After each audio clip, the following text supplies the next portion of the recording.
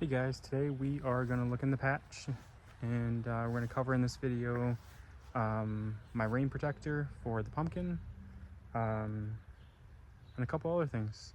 Probably get into a Wisconsin giant pumpkin grower video on a couple people, so I'll throw in those videos if I can, if I remember, but stay tuned. Alright guys, today is July 19th.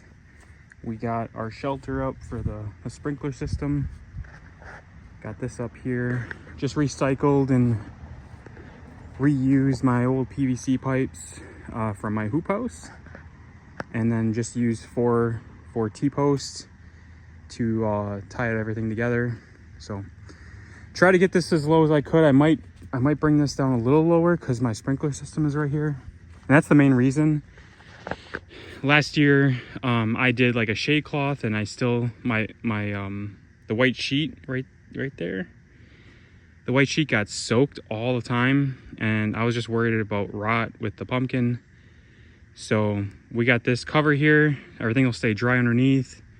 I'll probably end up moving the sprinkler either down a little bit further that way, or leave it there. One of the two. I gotta see how that works with the sprinkler. So, but today is 14 days after pollination, so I think she's gonna hold. It looks pretty good.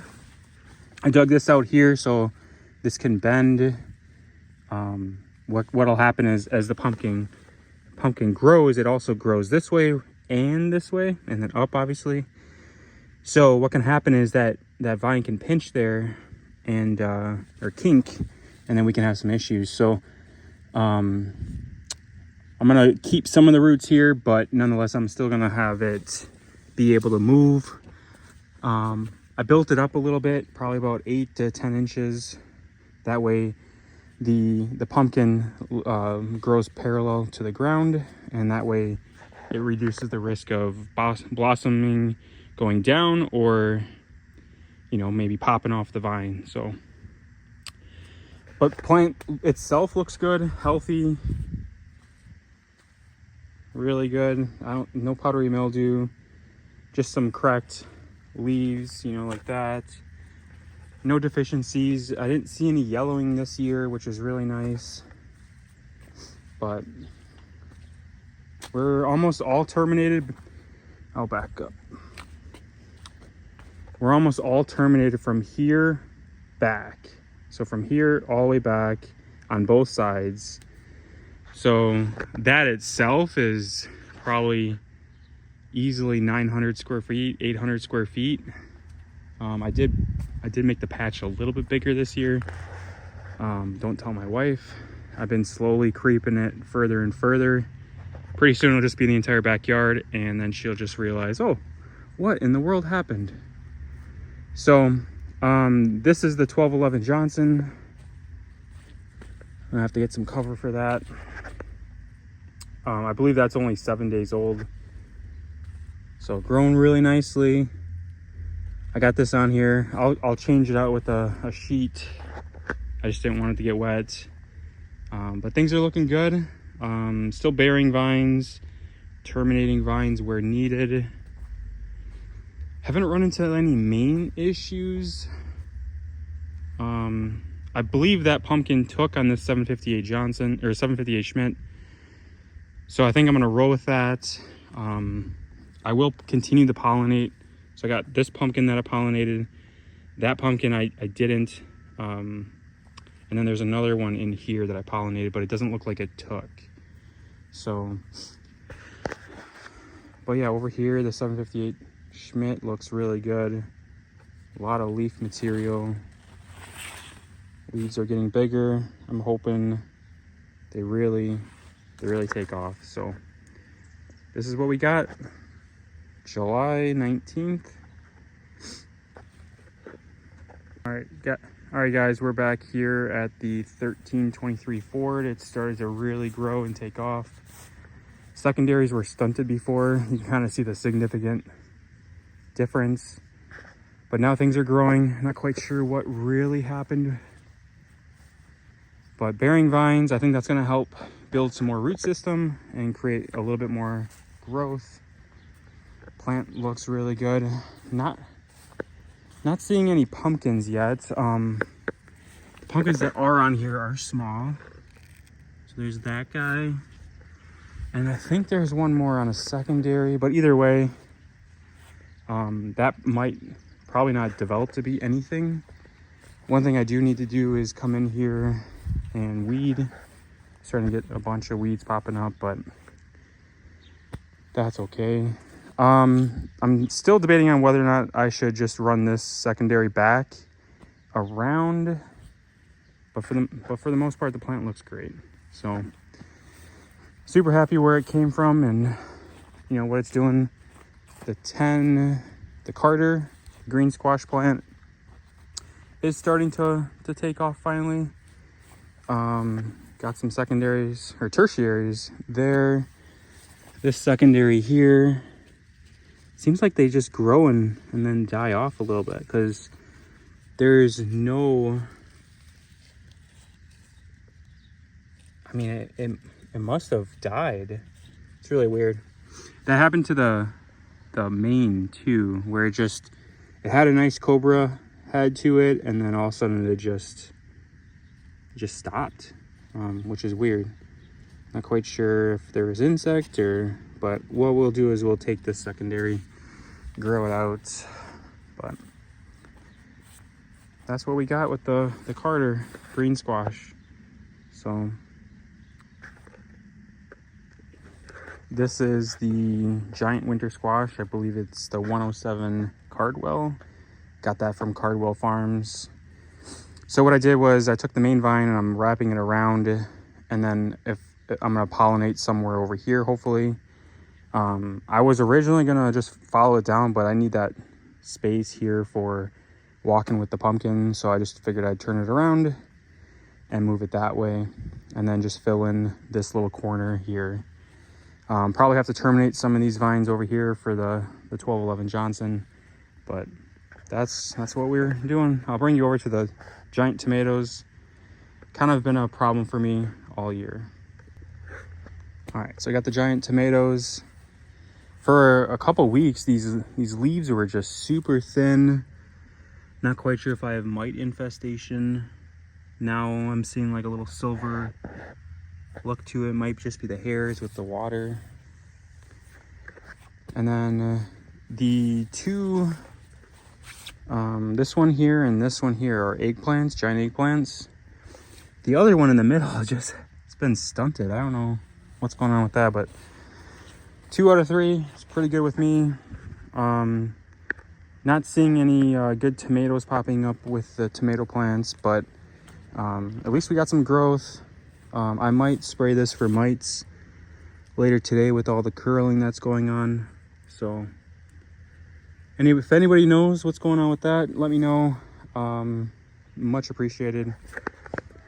As far as I got the shade cloth, that'll probably change color just because my wife is probably going to hate the color. She'll probably want a green or a brown there.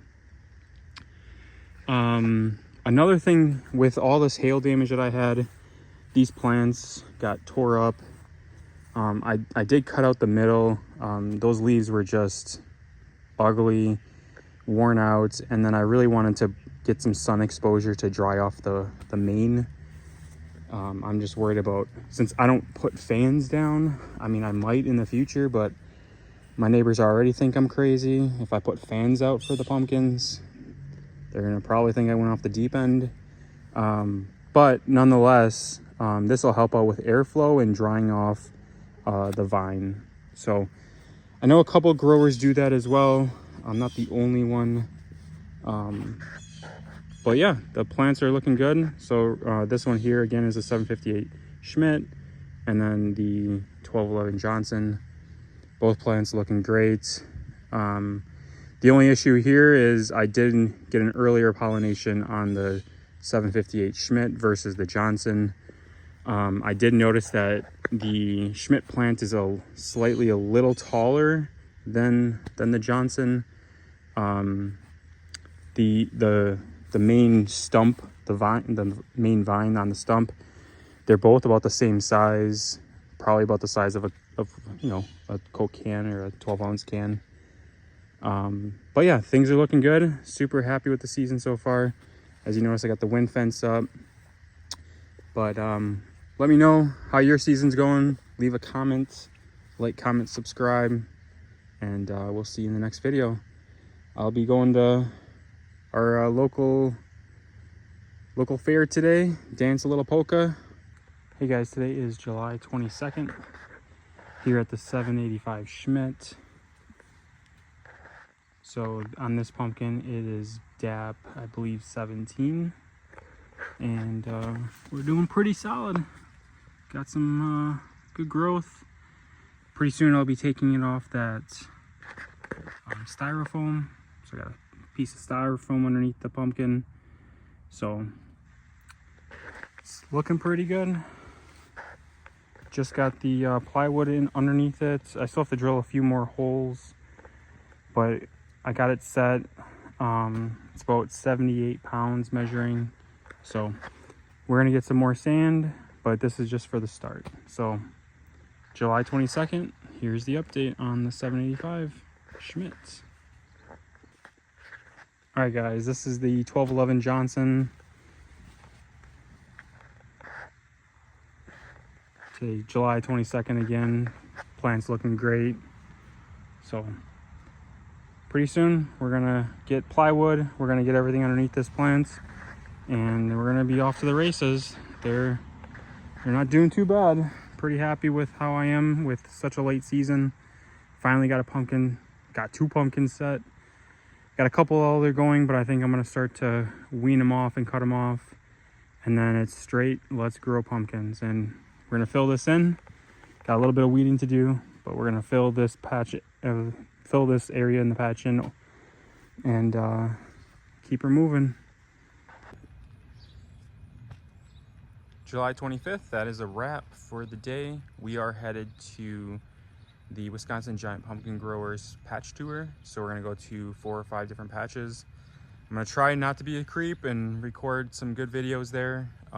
Hopefully some of the other growers that I'm acquainted with, hopefully can become friends with and maybe visit their patch. Maybe see that on the videos in the future. But yeah, we're gonna be heading there soon. I have about 20 minutes to get ready, so it's time to head inside. I just have a few things to wrap up here in the patch. Put the blanket on the pumpkins, and take a shower. So thanks for watching. Thanks for subscribing. Please comment. That'll be really helpful with me, and it'd be nice to see where you're at this year in the patch. If you're growing a seed that you want to grow or wish you wanted to grow and didn't, that'd be kind of cool for interaction. There are seeds out there that I would like to grow, but I just have limited space. So let me know what seeds you're growing, what seeds you want to grow, and we'll catch you in the next video. Cole Sipple's house, over 500-pound pumpkin, 2551 Ford. Little damage there, but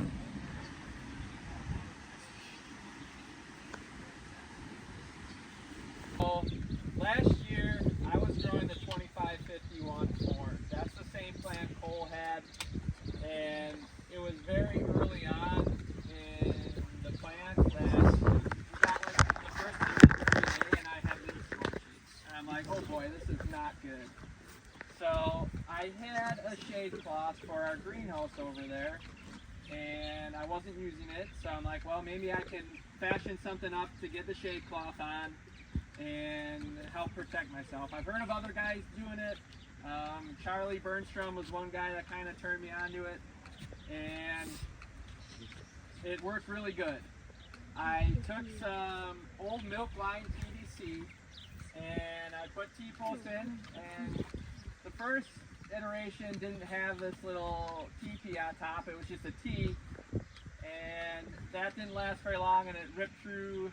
So I kind of made them so that they're not quite sharp, and I don't know, I had really good luck with with it and tying it in with my, shade fence, it just kind of made like a little bomb shelter. And I struggle with wind really bad. Like, we just get these fronts that would rip across. Like, you watch the radar and it's like, here they come. Usually right when you take your hut off, that's when we get blasted. Levels the plant and it looks like coals. And I was sick of it, so this is what I came up with, and it just takes all the bullets. We've had hail 3 times, 80-mile-an-hour winds. Actually, this side of the fence was at a 45 after that wind, but it held up. I had to brace it up a little bit, and it really took care of what I've been battling, the 10 years I've been growing giant pumpkins. This is a light shade. Looks like it's about 10 or 15% shade. This is 30%. 20%? 30. 30%. Yep, so you can get 30, 50, 60, whatever you want. This is a DeWitt shade cloth. You can order it 2 size. You can put the gussets at however many feet apart you want, however you want to anchor it. And so far it's been very durable.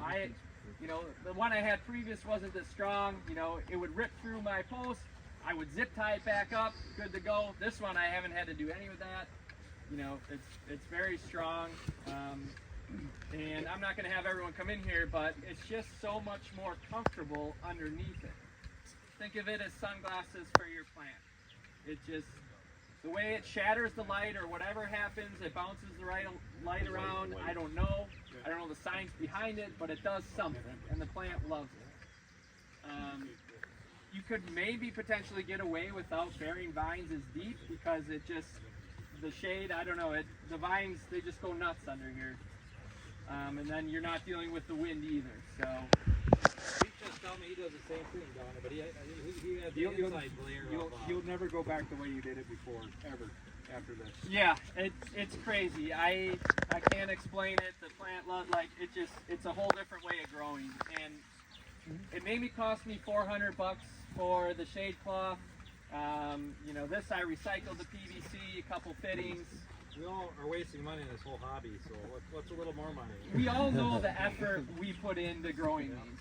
So to go the extra step and add a little bit of protection, I think is next level. It really can take you, to that next notch. What's the outside dimension of this?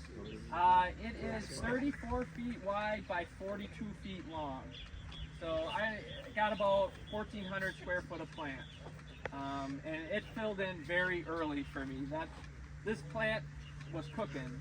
I can't quite say the same for the pumpkin, but the plant has been a rock star. You seeded it on April 3rd. On 3rd, I got the transplant date there. I think it was April 28th, and we can go over to my hoop house, my temporary structure later. But that's when I brought it, to the patch here. No heat for that. I bury the vine with a potting soil mix. Everything else is just the soil that's in the garden.